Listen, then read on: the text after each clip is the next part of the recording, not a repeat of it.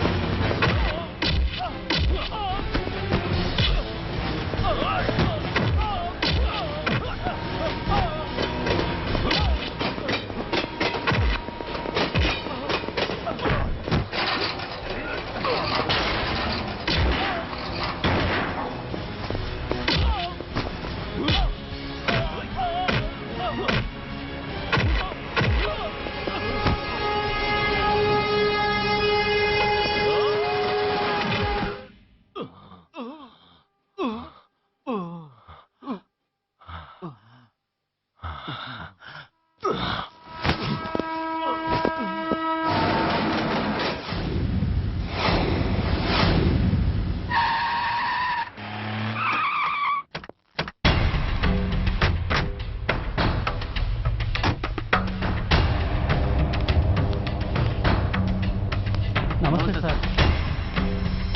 నమస్తే సార్.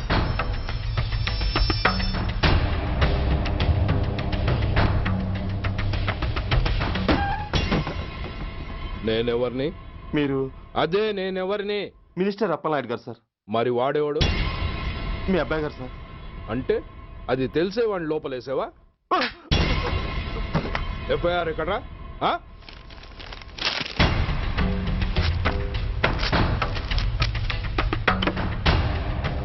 నువ్వే నా రైటర్వి? అవును sir.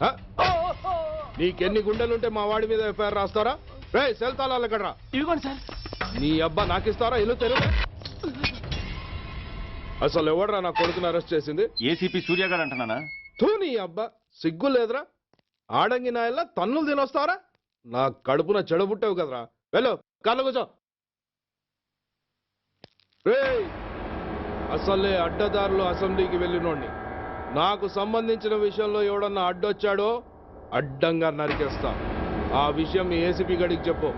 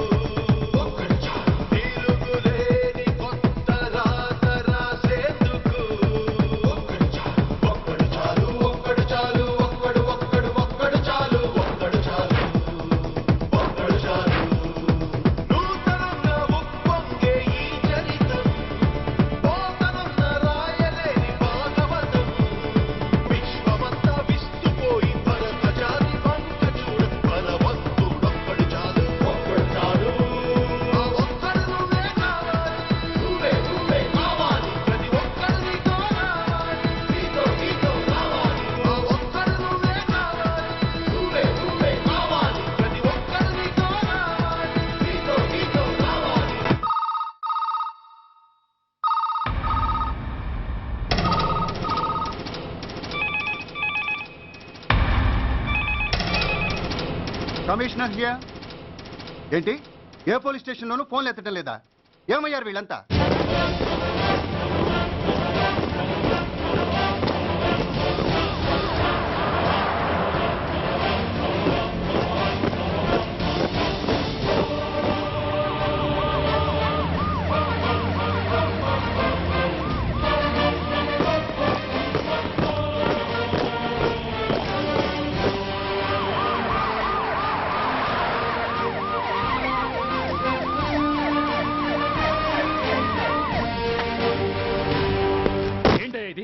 What is non sense?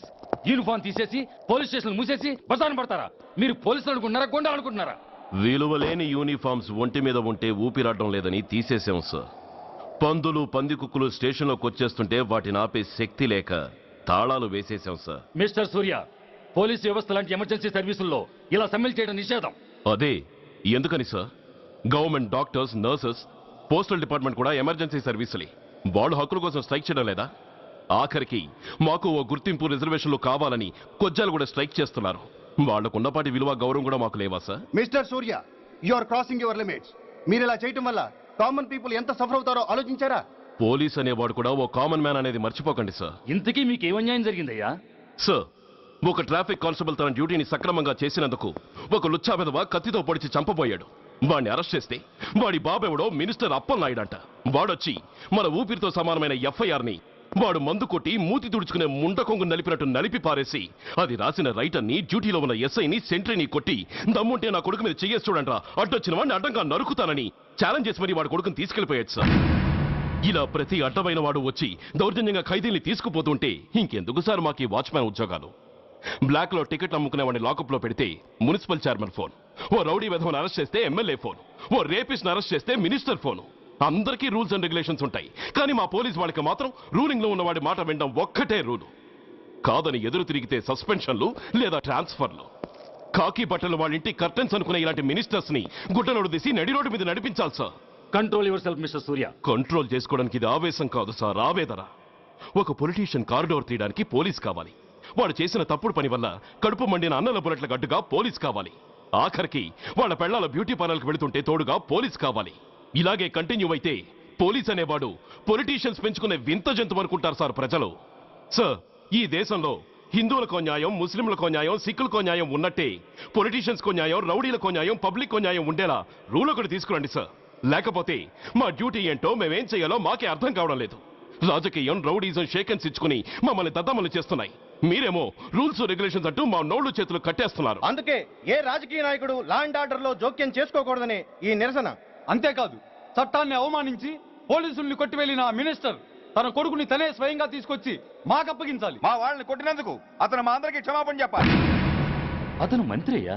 తప్పు చేసింది మంత్రైనా మంత్రసానైనా ఒక్కటే సార్. అయితే మీ నిర్ణయంలో మార్పు లేదా? Sorry sir. సారీయా? నేనెందుకు చెప్పాలి సారీ? అయినా అంత టెన్షన్ పడతారు ఎందుకు? 2 రోజులు కడుపులు మారితే వాళ్ళే దిగొస్తారు. వాళ్ళ పరిస్థితి చూస్తే అలా లేదండి, చాలా పట్టుదలగా ఉన్నారు. మరీ అంత నెత్తికెక్కితే వాళ్ళని పీకి పారేసి కాస్త ఒడ్డు పొడుగున్న వాళ్ళని వేసుకుంటాం, అంతేగా? ఏంటే అప్పలనాయుడు, పోలీసులు అంటే పొలాల్లో పనిచేసే కూలీలు అనుకుంటున్నావా?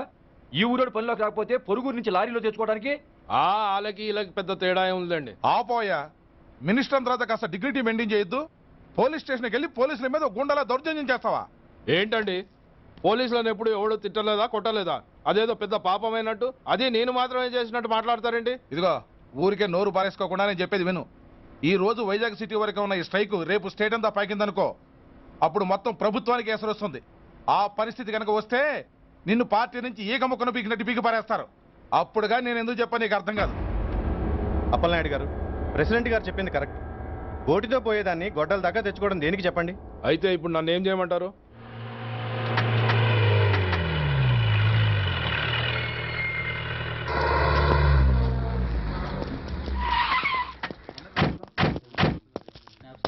హలో, మా ఈ నిరసన పబ్లిసిటీ కోసం కాదు, మా ప్రాబ్లం సాల్వ్ చేసుకోవడం కోసమని మీకు ముందే చెప్పాను. మళ్ళీ ఎందుకు వచ్చారు? మినిస్టర్ గారు రమ్మంటే రాకుండా ఎలా ఉండగలం సార్? మినిస్టరా? ఏ మినిస్టర్? అప్పలనాయుడు గారే సార్. అదిగో అప్పలనాయుడు గారు వచ్చేసారు, పదండి.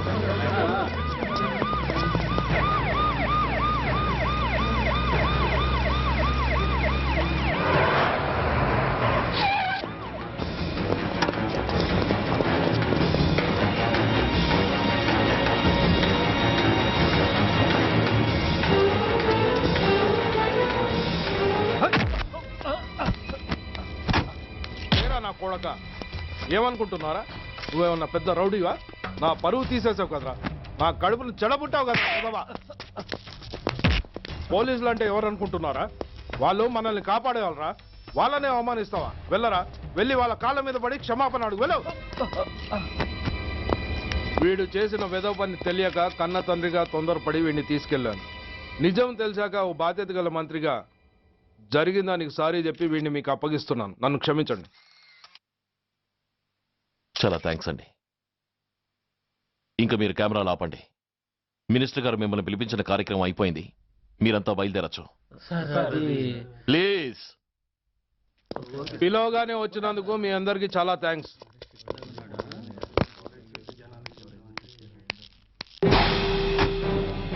ఏంటయ్యా ఇది? ఎందుకు డోర్ మూసావు? ఏ సెక్యూరిటీ, అలా చూస్తూ నిలబడతా ఏంటి? ఏంటయ్యా ఇది? మీరు చెప్పింది చేశానుగా, నా కొడుకుని మీకు అప్పగించాను, మీ అందరికీ సారీ చెప్పాను, ఇంకా ఏంటి?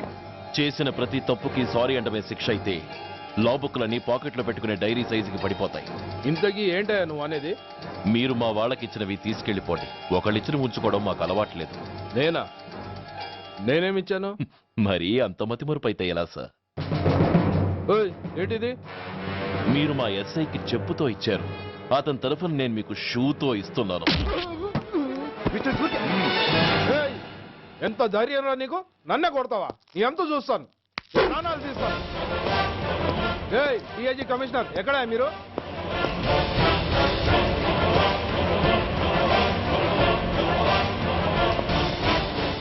ఇది మా రైటర్కి ఇచ్చింది, ఇది మా సెంట్రీకి ఇచ్చింది. ఇక ఒకటే ఒకటి మిగిలి ఉంది. ఇంకోట ఏంటది? ఈ ఎఫ్ఐఆర్ ని నలిపినందుకు.